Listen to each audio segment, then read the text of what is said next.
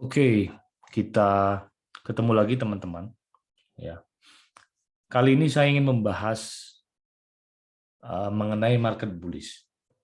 Seperti kita tahu bahwa sekarang indeks ya IHSG kita memang sedang bullish. Jadi ada banyak keunggulan daripada saham bullish, tetapi kadang-kadang indeks yang bullish juga bisa membuat kita mengalami kerugian. Apa itu? Nah, mari kita bahas. Pertama, secara spesifik ya, kadang-kadang saham atau indeks yang sedang bullish itu membuat trader menjadi kurang fokus. Kenapa? Karena kalau kita lihat di grup-grup Telegram ataupun WhatsApp itu banyak sekali noise ya. Semua orang menjagokan sahamnya masing-masing. Entah itu teman-teman ikut stock pick berbayar ataupun tidak, tetapi akan tetap ada banyak sekali noise setiap hari yang teman-teman baca di Telegram, di WhatsApp ataupun di sosial media lainnya.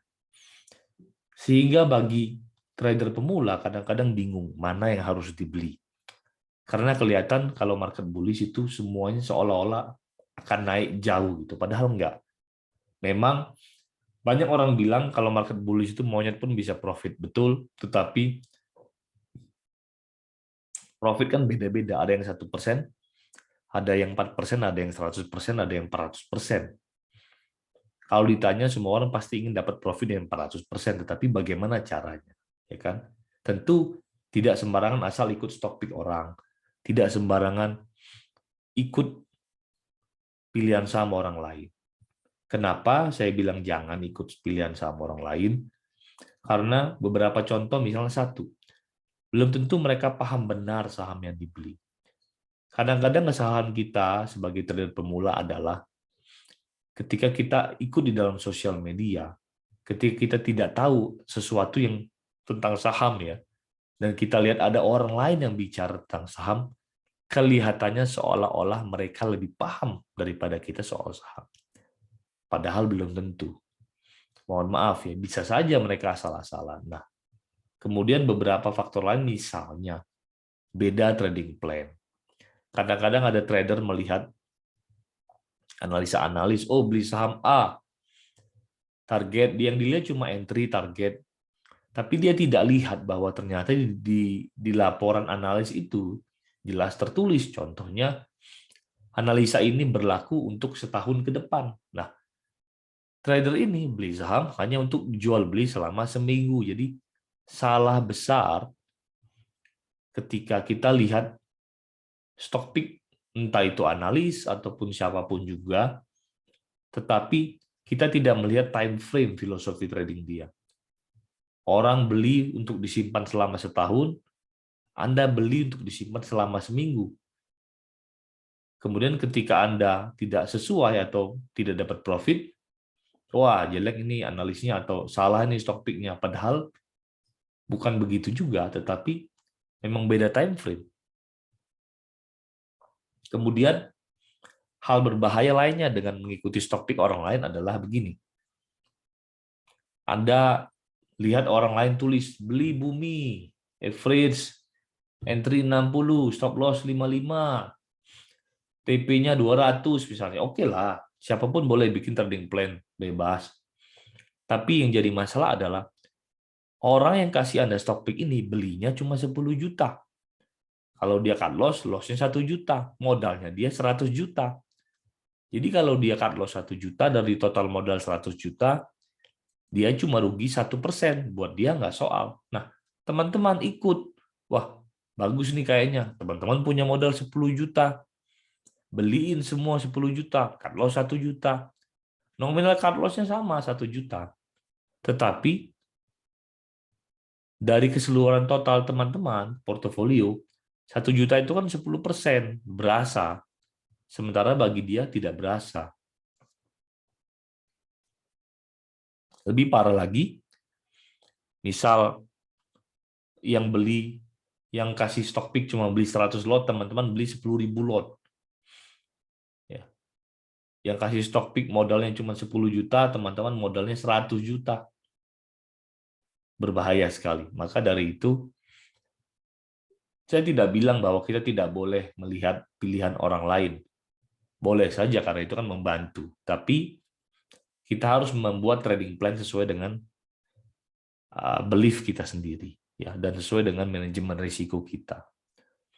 Jadi intinya jangan ikut-ikutan, ya. Jadi perbanyak belajar soal trading. Ya, sebenarnya yang bikin banyak orang bangkrut di awal mula trading atau banyak orang bilang trading itu judi adalah karena kesalahan diri sendiri. Karena ekspektasi yang berlebihan, karena kemudian ikut SP orang lain yang ngaco dan sebagainya, akhirnya kacau. Dan sebelum menemukan metode trading yang tepat sudah keburu bangkrut duluan. Sehingga ini yang menyebabkan banyak orang bilang trading itu judi dan sebagainya. Ya memang itu salah satu dilema yang harus kita hadapi sebagai trader pemula, ya. Nah, kira-kira itu kenapa beberapa penyebab kita kurang bisa fokus, ya. Itu tadi banyak noise. Kemudian yang lain adalah karena begini, ketika IHSG sedang bullish, saham-saham sedang naik, itu seperti saya bilang, semua saham naik, tetapi tidak semua naik secara merata. Artinya, di dalam setiap kenaikan IHSG itu biasanya ada sektoral yang menjadi tema kenaikan, jadi menjadi leader. Nah, saham-saham di sektoral inilah yang akan naik ratusan persen, bukan cuma puluhan, tapi ratusan persen. Nah, tinggal bagaimana cara kita mencari sektoral apa yang sedang mendapatkan angin atau sentimen terhadap kenaikan IHSG ini. Nah, itu yang seharusnya itu yang kita maksimalkan. Artinya kita fokuskan di dalam portofolio kita untuk membeli saham-saham sektoral tersebut. Nah, ini yang harus dicari. Metodenya ada banyak, tapi saya tidak bahas di sini. Mungkin lain kali kita akan bahas. Tapi adalah penting untuk bisa mendapatkan sektoral yang sedang dapat angin ketika IHSG sedang bullish. Kemudian kedua, kadang-kadang bullishnya IHSG itu bisa membuat kita memiliki semacam pandangan yang salah mengenai market atau strategi trading. Contoh, ketika IHSG sedang bullish, biasanya saham itu naik turun. Walaupun dia turun, koreksi tetapi tetap akan naik pada akhirnya. Nah, kadang-kadang ada orang yang ketika dia entry, kemudian mengalami loss, dia akan average down. Nah, ketika market bullish, itu banyak orang akan berkoar-koar bahwa strategi average down itu yang paling terbaik. Kenapa? Lihat saja, setiap kali saya average down, tetap harga sahamnya akan naik dan saya akan profit. Iya, itu hanya berlaku ketika market sedang bullish. Tapi kalau teman-teman praktekkan itu di market yang sedang bearish atau sideways sekalipun, siap-siap bangkrut karena ngarepnya mantul tapi ternyata semakin turun dan semakin turun sampai ambiar.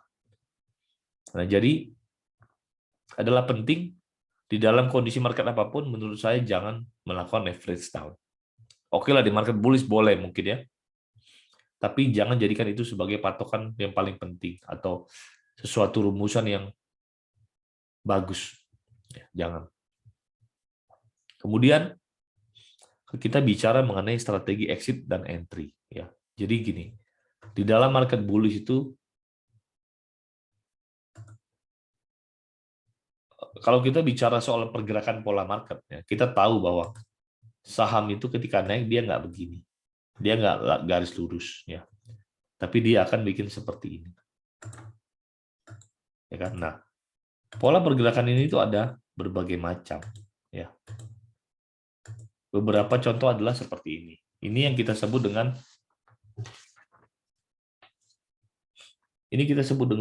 RBS, ya, resistance become support. Jadi saham menaik, menembus resisten di sini, kemudian resisten yang sudah ditembus akan menjadi support.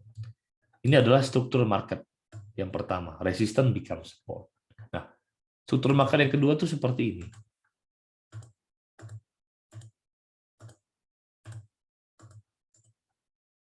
Kita lihat bahwa resisten itu tidak menjadi support, tapi akan dibentuk support baru.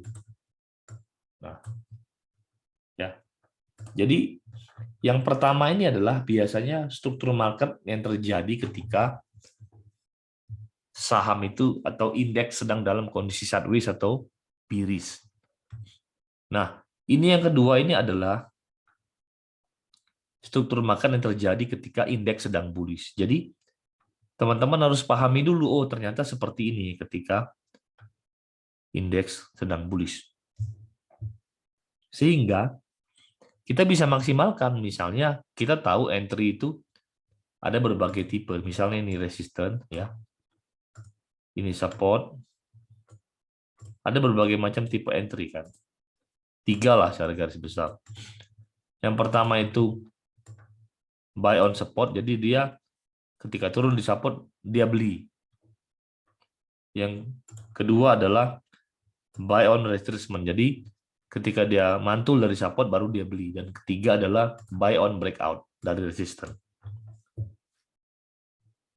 Metode entry yang pertama, yaitu buy on support, itu tidak berlaku ketika market sedang bullish. Kenapa? Karena seperti saya bilang, ketika market bullish, harga itu akan mantul atau akan membuat support baru. Dia tidak mantul di support yang lama. Dia akan mantul di support yang baru. Sehingga metode buy on support tidak cocok, karena kalau teman-teman nunggu terus di sini, buy on support yang lama, harga nggak ke situ, jadi nggak dapat terus. Tapi kalau kita pakai strategi yang kedua, buy on retracement dari support, jadi ketika dia sudah mulai mantul di sini, di titik ini, jadi kita tahu ini support, mantul kita beli.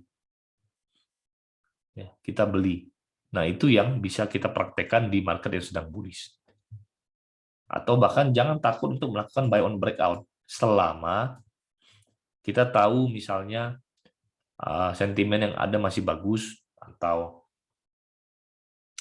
kita tahu bahwa sahamnya sedang bagus kinerjanya misalnya. Dan akan lebih bagus jadi kalau kita tahu valuasi secara fundamental yang mendasar. Jadi kita tahu ini sudah kemahalan atau belum. Kemudian secara chart juga kita bisa lihat. Kalau dalam Ilmu VPA itu ada base-base-nya, ini sudah bikin base keberapa. Ya, jadi itu penting juga untuk melihat apakah kita boleh melakukan buy on breakout atau tidak dari resisten. Oke, itu mengenai strategi entry. Bagaimana dengan exit? Sama, hal yang sama berlaku juga untuk exit. Kita tahu market yang bullish itu menciptakan tren yang bullish, sehingga biasanya kita melakukan kuantitatif daripada tren menggunakan moving average. Moving average 20 atau 50. Seperti kita lihat di sini, yang ini yang hitam 20, ini yang biru 50. Nah, salah satu tips yang bisa saya bagikan adalah tidak perlu menjual saham selama harganya masih di atas moving average 20. Nah, jadi bagi swing trader bisa memanfaatkan secara maksimal, memeras profitnya sampai terakhir ya, sampai habis dari market yang sedang bullish. Kadang-kadang kan kita itu melihat oh saham sudah naik jauh di atas EMA 20, kemudian dia koreksi, tetapi masih di atas EMA 20 harganya. Tetapi karena kita kadang-kadang tidak rela nih kehilangan profit yang sudah kita dapatkan ya, kehilangan floating profit yang sudah tertera di portofolio kita, sehingga kita menjual. Begitu kita menjual, ternyata harganya mantul balik, naik lagi rally jauh. Nah, biasanya trader, kalau dia jual di harga 200, dia enggan beli di harga 220, betul nggak? Pengennya beli minimal 200, atau kalau bisa di bawah dari 200. Tapi balik lagi, market bullish kadang-kadang nggak ngasih kesempatan itu. Sehingga akhirnya ketinggalan saham bagus, yang bisa naik puluhan bahkan ratusan persen di market bullish, hanya karena menjual terlalu cepat. Nah, itu salah satu tips yang bisa saya bagikan. Selama sahamnya masih di atas EMA 20, kita masih boleh hold, naik turun koreksi itu wajar. Saham itu naik tidak dalam satu bentuk garis lurus, tetapi zigzag. Tetapi intinya akan naik. Dan rata-rata pola pergerakan kenaikannya adalah membentuk support-support yang baru pada model nomor 2 seperti yang saya contohkan ini. Oke? Saya pikir cukup sekian share-nya, singkat, tapi mudah-mudahan berguna. Sampai ketemu di pembahasan menarik berikutnya. Bagi teman-teman yang ingin join di grup trading saham, untuk kita boleh share sama-sama, bisa join di grup beta yang ada linknya di bawah atau di deskripsi daripada video ini. Oke, semoga berguna. See you.